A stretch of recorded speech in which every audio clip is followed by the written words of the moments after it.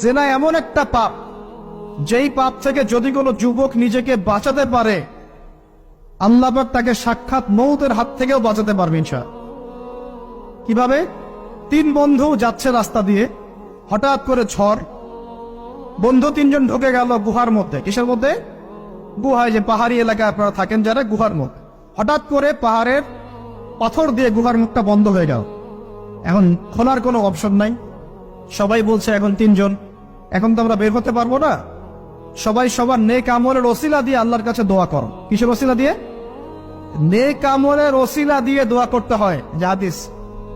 এই ছেলে বলছে, যুবক ছেলে, আল্লাহ আমার একজন চাচাতো বোন ছিল। কে ছিল? এই যে বয়ফ্রেন্ড গার্লফ্রেন্ড, খালাতো বোন, চাচাতো বোন। এখন তো পিচ্ছিরি অবস্থা। এখন এমন একটা অবস্থা, পশ্চিমা সভ্যতার রিপোর্টগুলো পড়ে দেখি, ভাইও বোনের সাথে জেনা করে।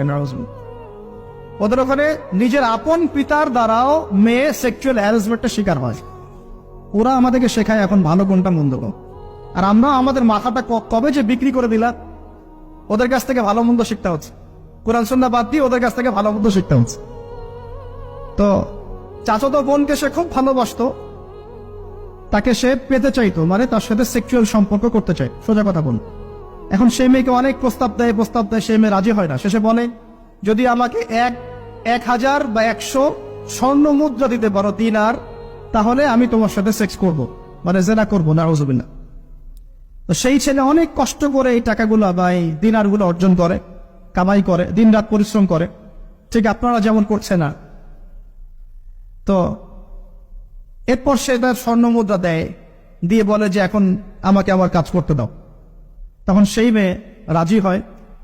ঠিক যে মুহূর্তে তারা সেক্সুয়াল সম্পর্কটা করবে, ঠিক ওই মুহূর্তেই এই মেয়ে বলে ওঠে, হে আল্লাহর বান্দা, আল্লাহকে ভয় করো। আমি সারা জীবন আমার সতীত্বকে ধরে রেখেছি, কাউকে দেইনি। আমি কারোর সাথে এরকম অন্যায় করি নাই। আমি খারাপ মেয়ে নই।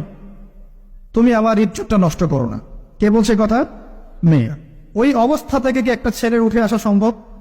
এটা কি এতটাই সহজ? এটা কিন্তু সহজ না। সত্যি কথা বলতে এই বিষয়টা কিন্তু এতটাও সহজ না। যারা অবিবাহিত তারা হয়তো বুঝতে পারবে না, বিবাহিতরা বুঝতে পারছে। তো ওই অবস্থা থেকে সেই টাকাগুলো না নিয়ে সেই স্বর্ণ মুদ্রা মেয়েকে দিয়ে ওখান থেকে সেই ছেলে উঠে আসে আল্লাহর ভয়ে। সে এখন গুহার মধ্যে আটকা পড়েছে, আল্লাহকে বলছে, আল্লাহ, ওই দিন ওই কাজ যদি তোমার সন্তুষ্টির জন্য করে থাকি, আজকে আমাকে মৃত্যুর হাত থেকে বাঁচাও। সমস্ত পাথর তপ করে সরে গেল বন থেকে।